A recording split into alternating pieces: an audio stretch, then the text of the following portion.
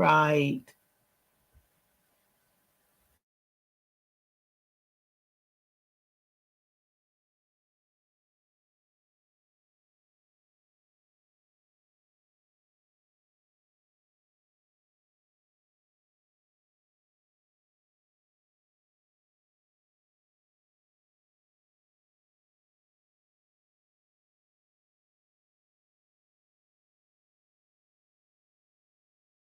All right, so I'm ready to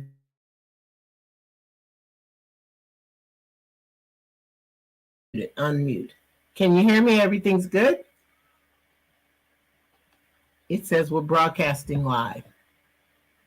We shouldn't be broadcasting for the last 5 minutes. Wow. All right, we're going to try again. Good afternoon. Good afternoon. Let's start this day all over again and see if we can get it together. I am Dr. Sakira Jackson. This is the Fire Challenge, and I am excited to be here with you today. I have had technical problems, as you know, and we're back again. I'm going to send a quick message here. Bill is trying to join, Virgie. Anyway, I wanted to just say good afternoon. You know, technology does what technology does. It is always trying to stop you when you really want to do something. But the one thing I do know is that you have to be consistent and persistent if you want to achieve anything. So I just kept going. Thankfully, my right hand, Virgie Bully, made sure that we got it together, and we are back here at the Fire Challenge. And today, the things that I want to talk to you guys about are super important. We ended our session last Tuesday talking about the definitions of words.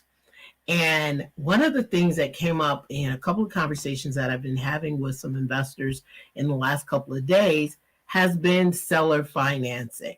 So I want to make sure that we talk about seller financing. And the other thing that came up is deal structuring. How do you structure a deal to acquire a property? And so I want to make sure that we take the opportunity to talk to you about these two terms today and bring to you some important things that will help you to get from where you are to where you want to be. As always, we want to make sure that you understand the things about mindset, which is super, super critical. Mindset is the thing that drives what you do. I was reading this amazing book for the last couple of days. It's my second time around reading it. It's called The Power of Awareness. I don't know if you guys can see that. The Power of Awareness by Neville Goddard. This book is specifically around mindset and around helping you understand that it is your mindset that will help you achieve what you want. The thing that really interests me about mindset is understanding how powerful our minds are in creating our reality, and understanding that when you are trying to move into a new realm, when you're wanting to create change in your life, when you're wanting to increase your income, increase your lifestyle, shift from where you are, it's your mindset that's going to limit or going to expand the capabilities. In the book, The Power of Awareness, one of the key lessons that he teaches is the power of assumption. Now, I'm sure that you've heard the classic idiom that says, when you assume, you make a ass out of you and me. But that's really not true. That idiom has caused a bunch of problems for us as people, because what we don't understand is that in order to create the reality that you're looking for, you have to have some assumptions already in place. And what do I mean by assumptions? I mean, you have to assume facts that are not in evidence in your eye, what your eye can see, that can really be a reality. So, for example, if you've decided that you want to own property, and you don't currently own property. You have to assume that for you to own property is a real possibility and a probability even before you do it. Now, you might say, well, I don't even know how to do that. But really, you do. You just assume. So, for example, let's say you said, I want to own a 4-unit and I don't know how to buy it. I was working with a woman earlier today. She wants to buy a 4-unit, and she posted that the purchase price, which I believe is somewhere around $600K, was outside of her budget. But I say that if she assumes that it's outside of her budget, then it's outside of her budget. You know, if you heard the idiom, if you think you can, you can. And if you think you can't, you can't. That's what that means. If you assume that you can't, then you won't. But if you assume that you can, you will. So in looking at her situation, the assumption is not that I can't do it because it's outside of my budget. The assumption is that there are some resources that I need to tap into to make that a reality. So, for example, she could go to the seller and she could make a deal for seller financing, where the seller takes a note on the property and she takes over the deed and she makes payments to the seller. She could do a subject to, where the seller adds her to the mortgage, she makes the payments and the seller moves on. She could get a traditional loan for a portion of it, have the seller take a second. She could go in with some other partners that have money to put down the earnest money, get a loan for a certain part of it, which is what we call syndication. So I say she had 4 partners and they each had $50,000. If they put up the $200,000 and she gets a loan for $400,000, now she has the property. So there are many, many ways that you can actually purchase that property. But the issue has to start with the assumption that it's possible. So you have to assume facts that are not currently in evidence, meaning those facts about what is the method, what are the resources that I can use to bring to bear to acquire the property. So if you're thinking, can I do this? How can I do this? What can I do? You're in the right realm. But if you're saying it's outside of my budget, you're already telling yourself that it's not possible. So if you've got questions about how to structure deals, if you've got questions about how to acquire properties, and your first thought is, oh, I don't have the money because, I work this 9-to-5 job. I'm here to tell you that it is your thoughts that are keeping you from achieving your goal. You have to assume that it's possible.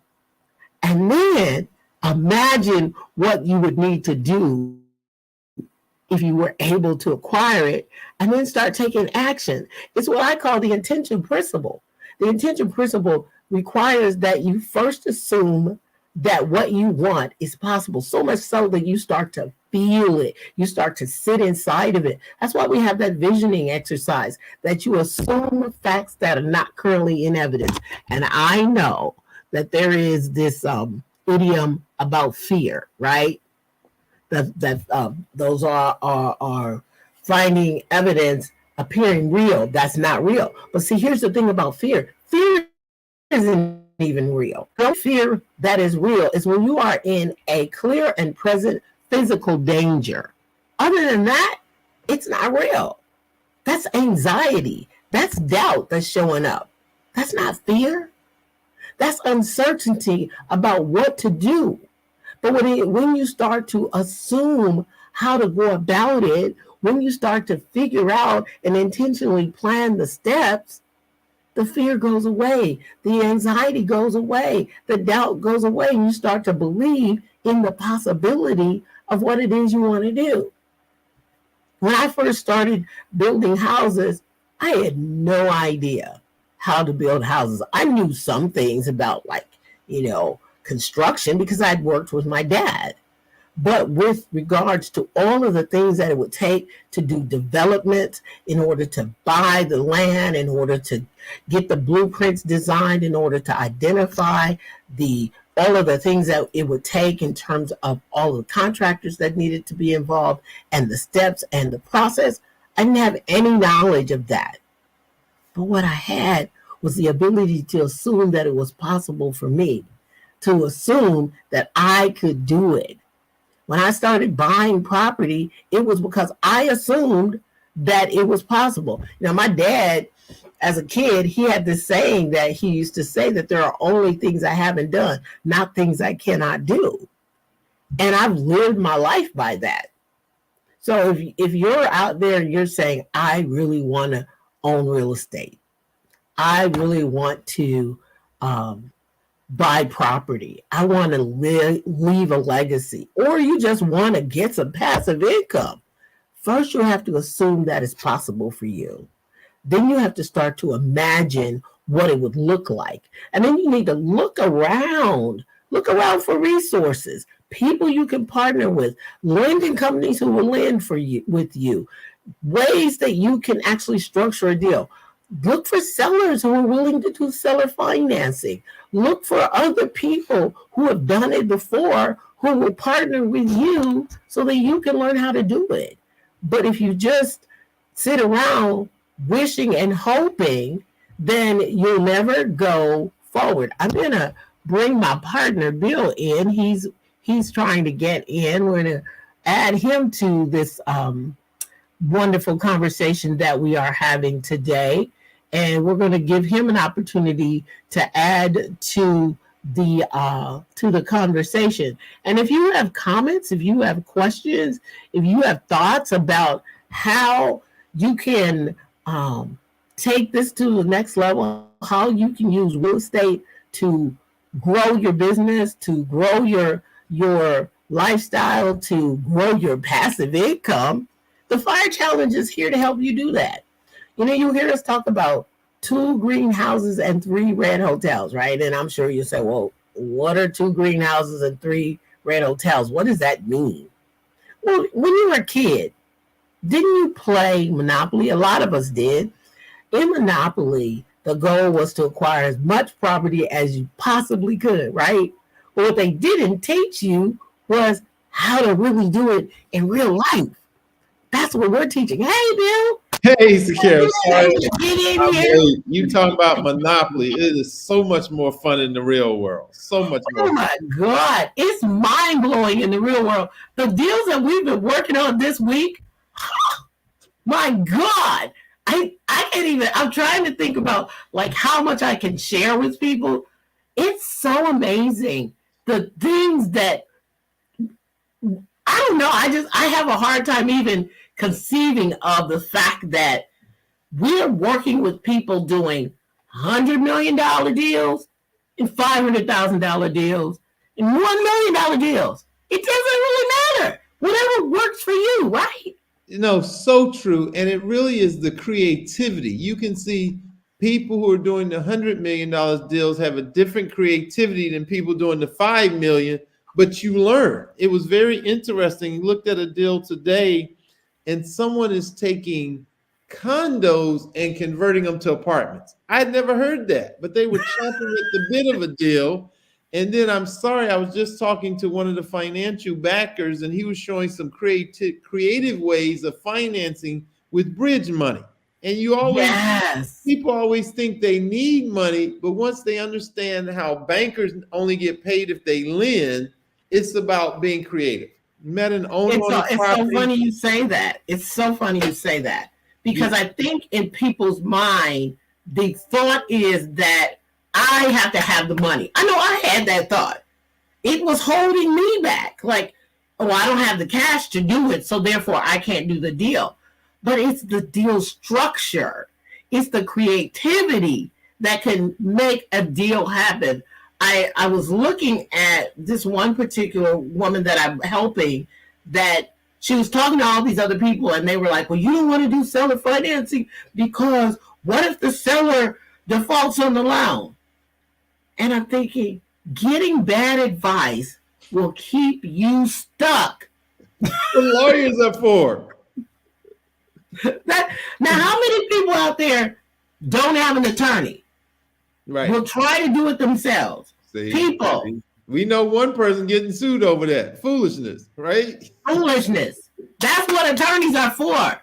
Their job is to know the contracts and to make sure you're protected. So when you're doing it, one of the biggest things that we teach in the Fire Challenge is building your power team. Build a power team so you don't have to know all this stuff. What does Bill Gates say? If I'm the smartest person in the room, I'm in the wrong room. And talk to an owner today, and it's so funny, these casual conversations. A nice place, his father's getting older, is paid off, not worried about money immediately, open to a creative offer, higher money. So it's just talking to people, talking to the owners, understanding their problems, their concerns, what they're trying to get. And then the other part is understanding that, again, you don't have to have all the money. You can partner. I was speaking with a woman today, and we're actually going to talk again later on today. She and her partners have money. But they don't want to do the work. They're like, put the money in and get it out. We want to put some money in and have that money start being an ATM, spitting out dollars. Can you help us do that? I'm like, the deals are out there. But if we're closed-minded, and we're thinking like, oh my God, I don't have $200, $300 million in the bank, so I can't buy something. You're going to be sitting on the sideline watching people pass you by. I heard this idiom. What does it say? If you wanna run with the big dogs, get off the porch. My lesson. It was so interesting. In negotiation, he told me you have to be willing to walk away. You can't be chasing a deal. And sometimes people with not a lot of money are chasing. They're hungry. Nope, there'll be another deal today. Make your offer, because you make your money when you purchase. You realize it when you sell it or you refinance. Oh, say that again. Say that one again, because I want them to hear it. Say it slow. I will tell you a story about that. You make your money when you purchase it. You realize it when you sell it. So you may know I used to do out parcels. And we had a piece of property locked up, $10,000 worth $1 million. Ended up putting a gas station on it. And that was when I learned the lesson, because the person we were getting it from found out how much we were selling it for, and I think came back and got us for an extra $200,000 or $300,000, which hurt. But, hey, we still made money, but I've learned when you lock up a deal, that's when you make your money. You realize it when you sell the other contract. So you got to negotiate going in on the front end and making sure it's all locked up. And make sure you know how you're going to get your money. And I'm sure if you haven't heard this before, I started out this conversation talking about definitions. Exit strategy. What is going to be your exit strategy when you go into a property? So you got to know not just where your money is in a property, but how you can get it out. So if I come into a property and I say, like, for example, the one you just said, I came in at $10,000. I know I can come out at $1 million, but I got to really understand the in between. What am I going to do in between to pull that money out of the property? That's the part of, I think maybe that might be part of the reason why some people are afraid to jump in the water, because they don't know how to do that. They don't know how to underwrite properties and understand where is my return on investment. And what I would say, if someone's afraid, Secure, just start asking questions. Someone has done this before. If you go ask 4 or 5 people, someone will say, oh yeah, here's how you do it. But Absolutely. if you ask people, someone knows the answer. You just got to ask enough people, ask the right people. Now, once you do it once or twice, now you have that tool in your tool belt. And quite honestly, it's going to sound bad, but don't be afraid to make a mistake. I think our traditional educational system has taught us to be afraid of making a mistake. So that fear locks us down and we don't take the action. And instead of thinking of failure as something that you don't want to do, failure is a stepping stone to success. So it goes back to the whole conversation around mindset. Because if you are thinking that I cannot fail, so I won't start, then you really don't start, which means you never move, right? You're still in the same place. Yeah. It's the failures that allow you to look back at it and go, oh, okay, I did this, this, this, and this. Can't do that. Now, I'm not saying that you want to fail, but you can't sit around and not ever fail, because also you will never succeed. That's right. So it's important to keep that whole thought in mind. One of the other things that I wanted to talk to people about today is getting started from where you are. I personally can attest to the getting stuck. And I think COVID had a lot to do with getting stuck.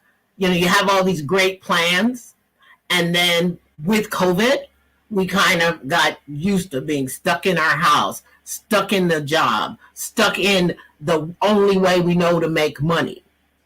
And that stuckedness causes you to also have anxiety about getting unstuck. So what I want you to do is just start from where you are. Like if you said, you know what, one of the women that I was talking to in the Black Girls in Real Estate group said, I want a 4-unit. I want to do the house hack. And for those of you who don't know what the house hack is, it is to buy a 2-unit, 3-unit, or 4-unit property as your first time home purchase, and you take one of them and you live in it, and the others you rent out. And my thought to her was, that's absolutely a good place to start if you've never bought any property, but you know you can qualify to get an FHA or a VA loan. That's a good place to start. Don't just buy a single family home if you can buy a multi-unit and you can afford to live in one of those multi-units. Buy it in a nice neighborhood. Do the research so you understand the area. Get that unit, and those other 3 pays your mortgage and hopefully gives you some profit, so then you can use that to roll it into our programs that we talk about in terms of the 2 greenhouses and the 3 red hotels.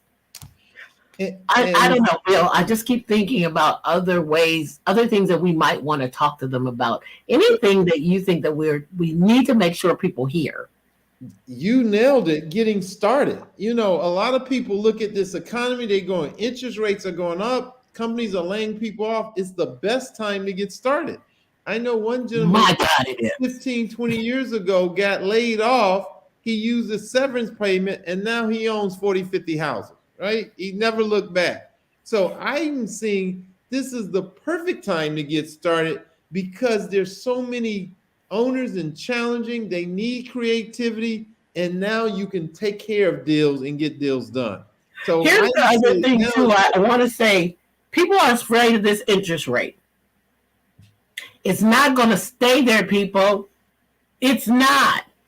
We've seen 7% interest rates before. It's not going to stay there. Buy what you want, because you can always renegotiate the interest rate. But if you sit around and say, oh, I'm going to wait till the interest rates go back to 3% or whatever, you can be stuck without a property, or like Myron Golden says, stuck like Chuck in a pickup truck. But it's also understanding cash flow. That's why I love the game, richdad.com, cash flow game, because there they charge you 120% interest. But if you know cash flow and you can make money at that rate, the interest rate doesn't matter. So it's all about understanding the cash flow, or as you said, having your exit strategy when you buy. When you buy. I mean, if you think about just a person who, let's say you buy a property for a couple $100,000 and it only nets you $500 a month. Net. That means after you pay all your expenses, you make $500 a month. Now, $500 a month is $6,000 a year. $6,000 a year sounds like, oh, that's not a lot of money. But guess what just happened? If that's a property that now you have a net worth of $300,000 and you already own a $200,000 house, now your net worth is $500,000. And when you go to the bank to get some money to buy another property, they're not just looking at that one individual home that you live in. They're looking at that little $500 a month, right? So I'm saying start where you are. Take the challenge. It's $97 to move forward in your life. It's $97 for you to take the challenge and get all fired up and shift from where you are to where you want to be. I love the fire challenge. Let's get them started. Come join us, come learn, and we need the few, the bold. It's time to do this. More people need to take the control of their life and have independence, financial independence, and we need to help people do it. Great. And we're going to do something special today. The first person that can email me to connect@thefirechallenge.com, we're going to bring you into our coaching program. We're going to bring you in at zero cost. Wow. You're going to get first person that gets to us and sends it to connect, CONNECT, at thefirechallenge.com. We're only doing one, but you got to get in there. So if you've been saying, I want to do this, I want to change, I want to shift, I'm giving you the opportunity to make it happen. There it is. It's on the screen. Connect@thefirechallenge.com. Sign up today. Go to the www.thefirechallenge.com. I'm Dr. Sakira Jackson. This has been the Fireside Chat. And you are who? Bill Ellison. Loving the Fireside Chat. Loving it. We'll see you guys again on Tuesday at 10 a.m. Make this the most amazing week possible. Talk to you next Tuesday. All right.